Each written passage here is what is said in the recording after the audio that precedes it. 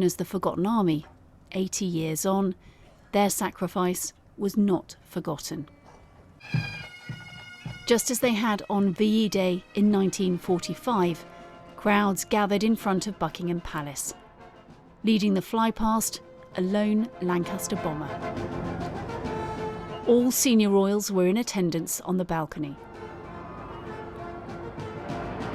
The Red Arrows finished with their usual flourish, a familiar sight, the nation's gaze once again focused on this famous family.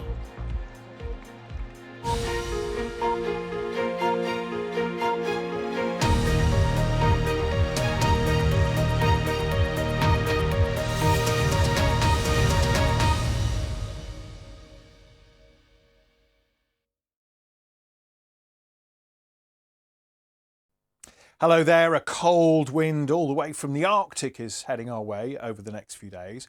Having said that, tonight's not going to be as cold as last night. That's because pressure is falling, and this low pressure and this weather front is bringing some windier, cloudier and wetter weather southwards across the northern half of the UK overnight. Bit of rain pushing into northern England and Wales. Following on from that, the showers in northern Scotland do begin to turn wintry as we get the first signs of that Arctic air arriving, but those temperatures are not as low as they were last night.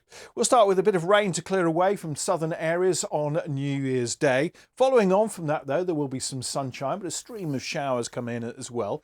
These are generally of rain, except in the northern half of Scotland, where we've got some more sleet and snow. And here it's going to be particularly windy. Mind you, the winds will be stronger everywhere on New Year's Day, so that will certainly take the edge off the temperatures. And after dark, the showers in Northern Ireland could turn wintry, the risk of some snow and ice. And just for a short while, could be a bit of snow falling across Wales, heading into the Midlands and southern England. That will then clear away and leave some icy conditions for Friday morning. And leave us still with the winds coming all the way from the Arctic, bringing in some sunshine, but also some more snow showers. And northern parts of Scotland are directly in the firing line from Thursday through to Sunday. Frequent heavy snow showers, and that is likely to bring some continued travel disruption.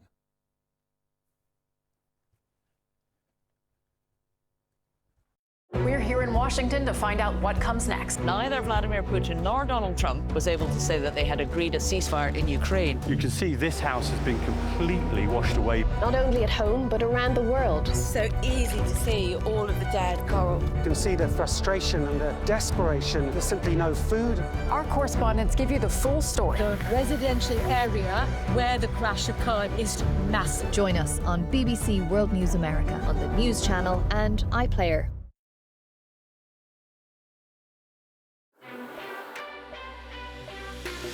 AI is dramatically increasing demand for energy in a way that the current systems can't fully cope on. I want to listen to people without it being transactional, without asking people for their vote, but listening to them. We don't find a future for Israelis and Palestinians and a relationship between the Arab and Muslim world and Israel. We're doomed. Nobody's allowed to say anything. Nobody's allowed to have an opinion. We are dead. That's fascism. Everything you go through, you can surmount, you can endure, and find a good place for it, and just be grateful for being alive. When the big names talk, they talk to us.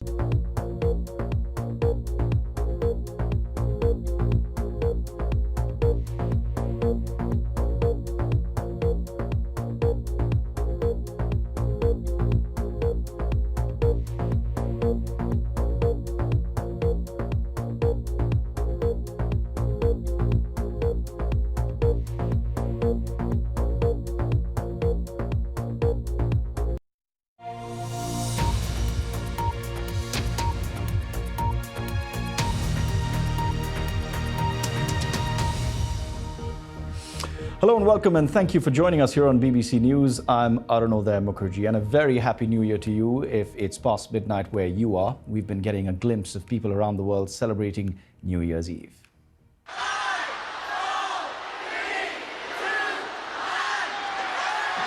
New Zealand was among the first countries to ring in the new year. Auckland celebrated with laser lights and a firework display over the city's Sky Tower and Harbour Bridge. And shortly after, Sydney welcomed 2026 with a display over the harbour. It featured 40,000 pyrotechnic effects stretching 7 kilometres across buildings and barges, which included the iconic Harbour Bridge and Opera House. And these are pictures from Dubai at the light show and fireworks at the Burj Khalifa skyscraper. Dubai's display is one of the most watched in the world. Behind the scenes, almost 10 months of preparation went into orchestrating that display.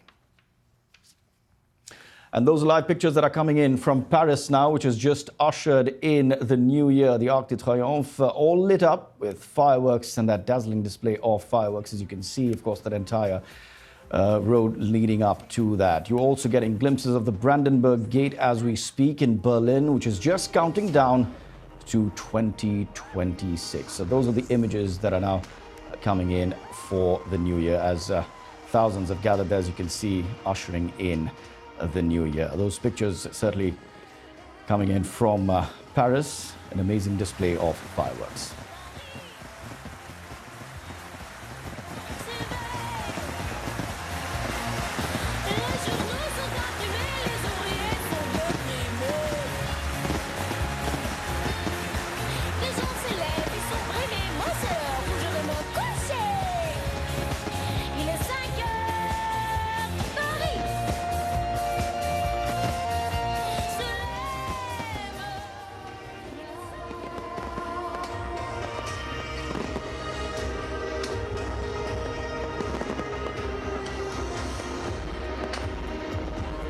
And these are pictures coming in from Berlin, right at the Brandenburg Gate, where thousands have gathered watching the fireworks and welcoming the new year.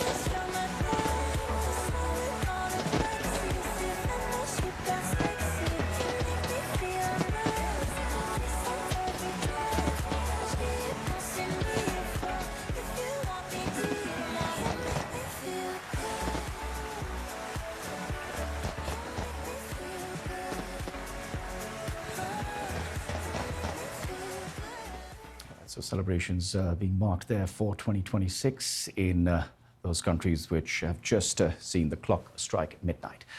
It's already 2026 in Ukraine, where there were no fireworks for a fourth year in a row, prohibited nationwide amidst Russia's invasion.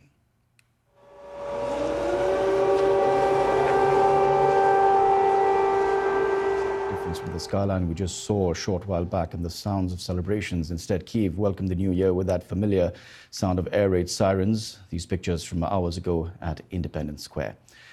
Earlier in the day, people in Kyiv did find ways, though, to celebrate, from strolls in the snow to sledding with dogs in sweaters. But as those air sirens show, the holidays come yet again under the shadow of war and the threat of a fifth year of fighting.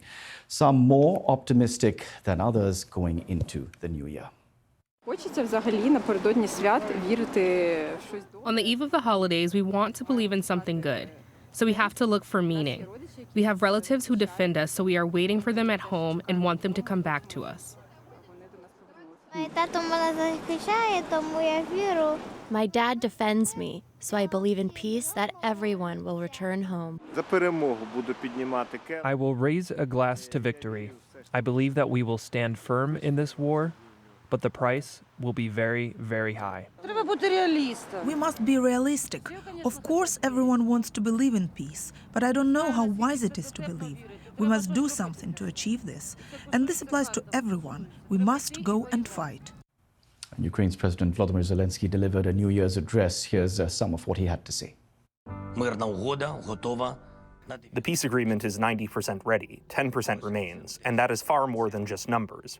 Those 10% contain, in fact, everything. Those are the 10% that will determine the fate of peace, the fate of Ukraine and Europe, how people will live. 10% to save millions of lives, 10% to the determination needed for peace to work 100%. 10% of the unity and wisdom so desperately needed, American, Ukrainian, European, from the entire world. 10% to peace.